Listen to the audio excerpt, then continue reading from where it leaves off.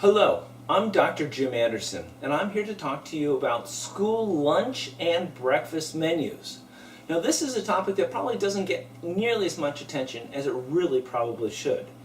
Delivering warm, good, nutritious meals to their students is a very big part of what today's public schools do. Okay? It's a very expensive program to run.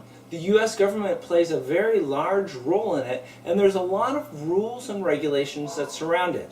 All too often what happens is the individual who's in charge of putting together a school lunch menu sits down with paper and pencil, maps out what they're going to be serving over the course of the next 1, 2, or even 3 months, and then finally sends out a fax to each one of the schools in the school districts and hopes that that school is going to get the information out to parents and guardians.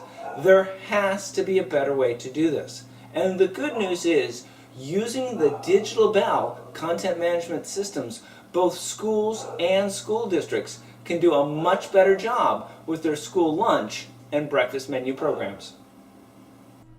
All too often, the person in a school district who's in charge of school lunches and breakfasts starts the process off the same way. They sit down with Excel and map out what they're going to serve. The next step is to get out a calendar, take a look at the dates that school's going to be open, and then map what they're going to serve to a given date on a calendar. Once this is done, the hard part comes. They ship it out to the schools. Now, schools generally bury their school menu on their school website. You have to hunt around to find out where it's at. Maybe you have to drill down 1, 2, or even 3 levels to be able to figure out what a school is serving on a given day. Once you do that, oftentimes you're confronted with a PDF version of what's going on. No additional information is available. There has got to be a better way to do this. There are some automated online solutions to the school lunch and breakfast menu challenge. However, they're expensive, and often they don't support the wide variety of different types of menus that a school system would like to serve. What you need is a solution that you can customize for your school and school district. Thank you for joining me for this demonstration of the Digital Bell's school lunch and breakfast menu generation feature. So what you see on your screen right now is basically what every user who logs into the Digital Bell is going to see. It's called the user dashboard. As you can see, there's a lot of different things they can do. We're going to go up here and click on schools, then we're going to slide down and click on school menus, because that's the functionality we want to take a look at right now. So we'll give it just a moment to start up. We're going to go ahead and see that we're at the school menus, we're at the manage the rotating schedules and a per school menus. We're going to go over to the right hand side, we're going to click on school menus, and then we're going to click on schedules, and this is going to bring up the functionality that we're looking for here today. Notice that there's also menu items, food groups, calendars, and exceptions, and we will go into each one of these items a little bit later on in this particular demo.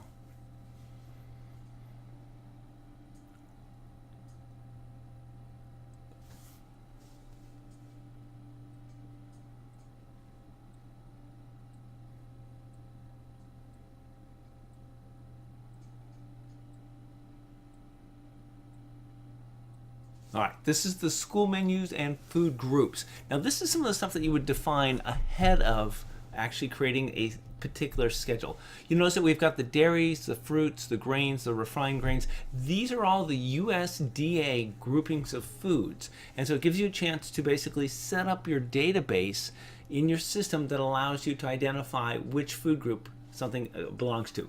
Over on the right hand side, you'll see in the upper right hand corner that there's a green button that allows you to create a brand new food group. Now we've gone over to the school menu items. These are the individual items of food that you would include in a given breakfast or a lunch.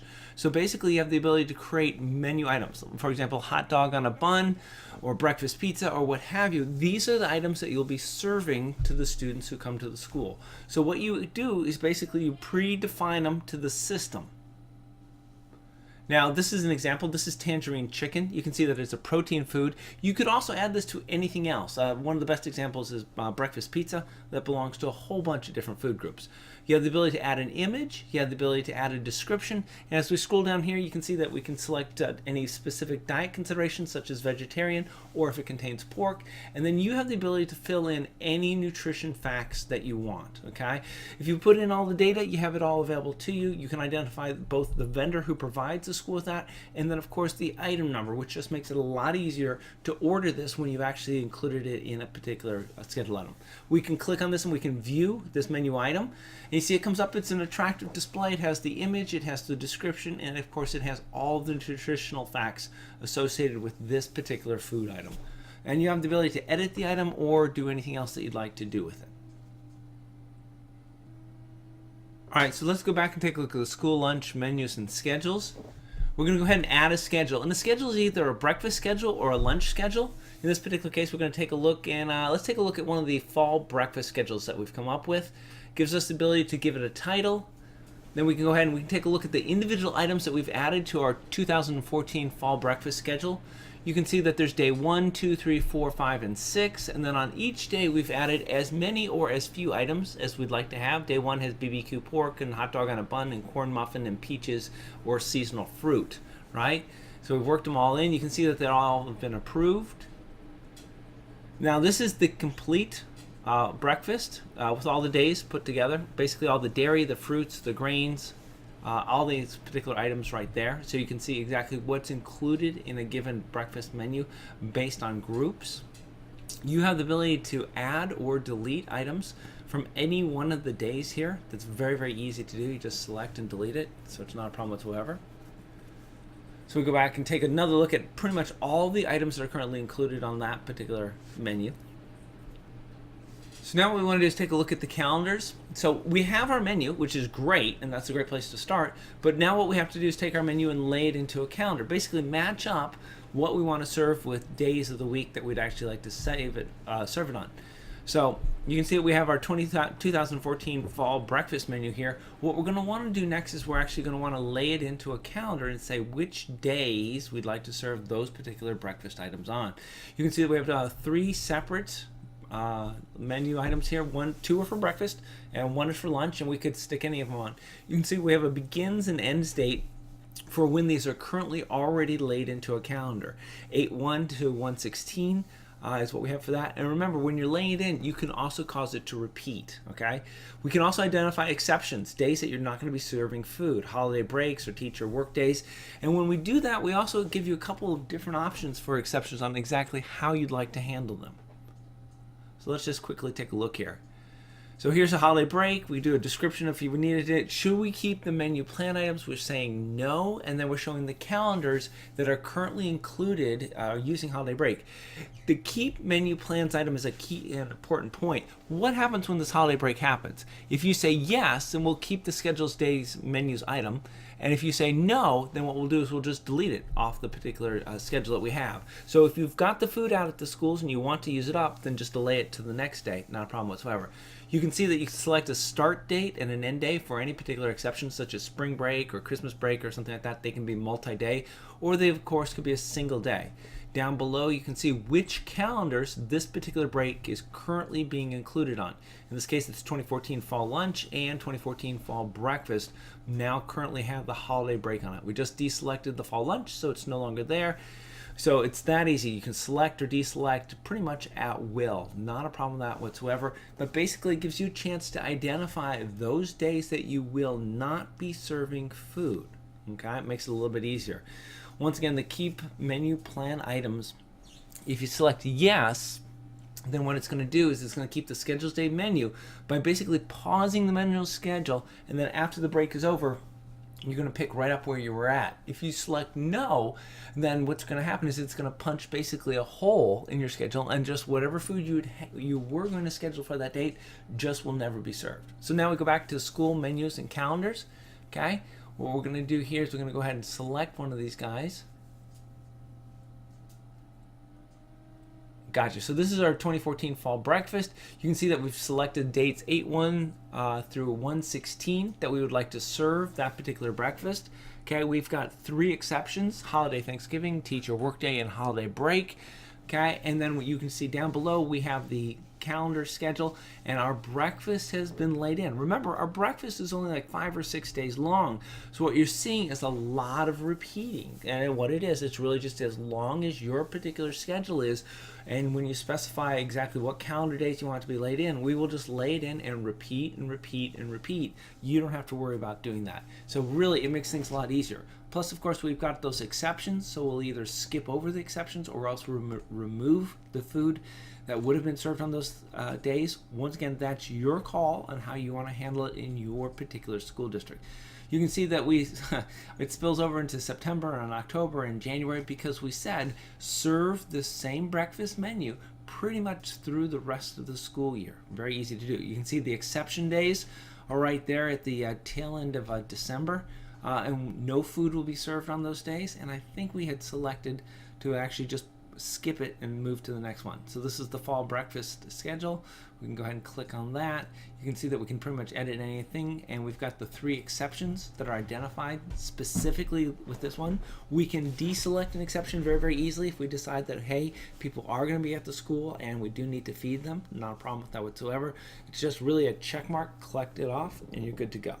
And every exception in the system will be presented to you when you're putting together your calendar so that you can remember whether or not you should select or not select. And this is really handy, especially for things like half days, in which you'll be serving a breakfast but not necessarily a lunch. This is pretty much shows your schedules. You've got a 2014 fall breakfast, you've got a 2014 fall lunch. If you want to create a brand new school menu, it's very, very easy to do. You just go ahead and submit it in there, and you'll be good to go. Poof. Now you see that we've got color coding here. So breakfast is coded in this particular case as a light blue, and lunch is coded as a green here. It's laid into a single calendar, so parents and guardians can go here and they'll see exactly what their children are going to be fed on a given day, and it's all done automatically. You click on any particular food item and you'll get both the picture and you'll get the nutritional facts for it, assuming of course that you filled it in when you actually entered it into your food database. We'll display as much information as you chose to put in there, so you're in charge of exactly what gets displayed to the parents when they click on a specific menu item.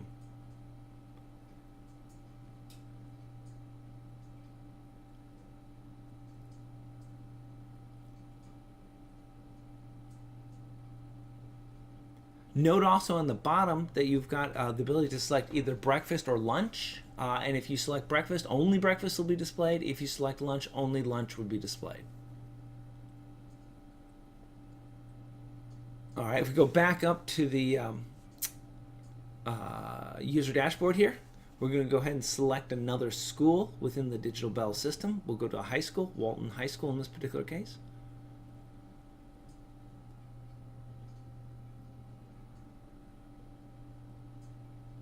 Give it just one moment here. Poof. All right, now we're at the Walton High School. We're logged in as a user.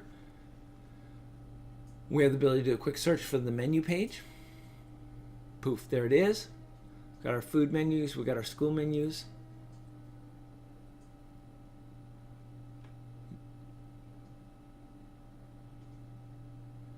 This is our test school menu. If we want to go over here and we want to view it on the actual school menu test.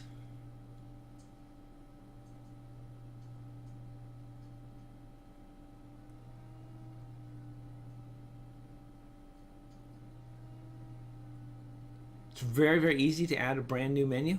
We just go ahead and click new, basically. Then we give it any particular calendar that we want. Poof. And then we're displaying another school's menu there. You can see that basically the breakfast was already loaded up and was good to go. So once again, the power of this system, of course, is that you create your school district menus at the school district level. Then you have the ability to push it out to each one of the schools in the school district. Very easy, very automated. No longer is it a sending of a PDF. There's no longer faxing of information. It's pretty much all taken care of by the computers. So once the school menus have been created at the school district levels and they've been approved by the school food administrator, then what will happen is they will be automatically distributed to every single school in the school district. So you can be sure that every single school is going to be displaying an up-to-date school menu, both for breakfasts and for lunches.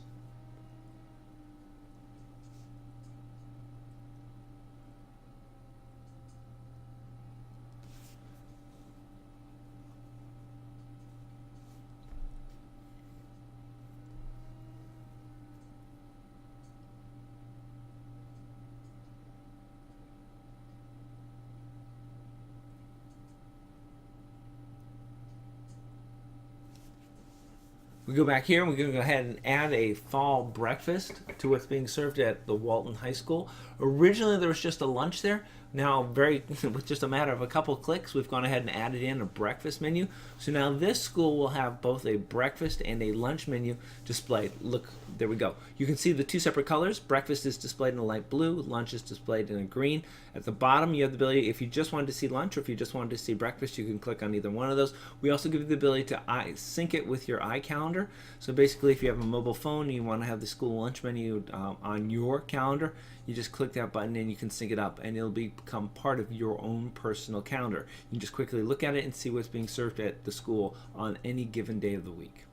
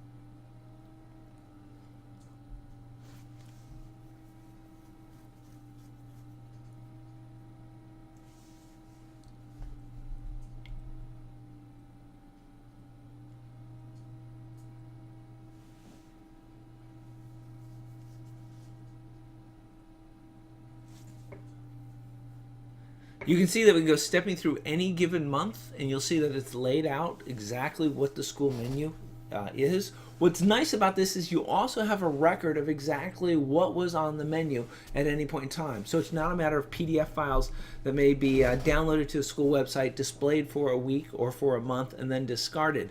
When you load it into the Digital Bell school menu system, it will be there basically forever. So you can always go back and you can always double check to see what food was being served both for breakfast and for lunch on any given day.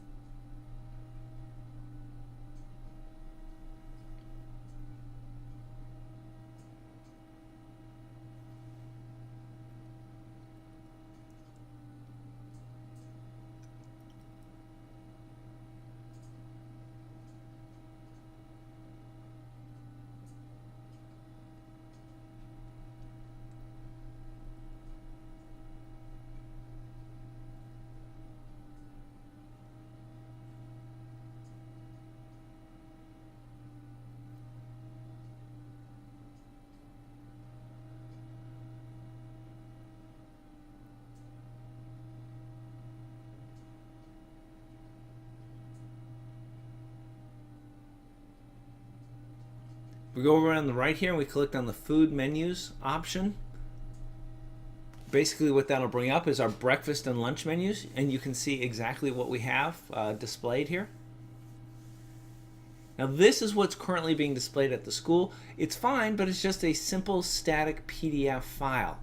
And that's fine, but eventually, of course, it'll go away. You can't click on any of the particular items. You can't bring up any additional information about them. If you have pancakes there, you can't figure out what they're made of, etc., etc., etc. This is what most schools present to parents and guardians today. And remember, it's also a very, very manual process to get this particular PDF displayed on each school's website in the school district. These digital bell automates the process and makes it so that nobody has to go to an individual school's website to update it to get it to display.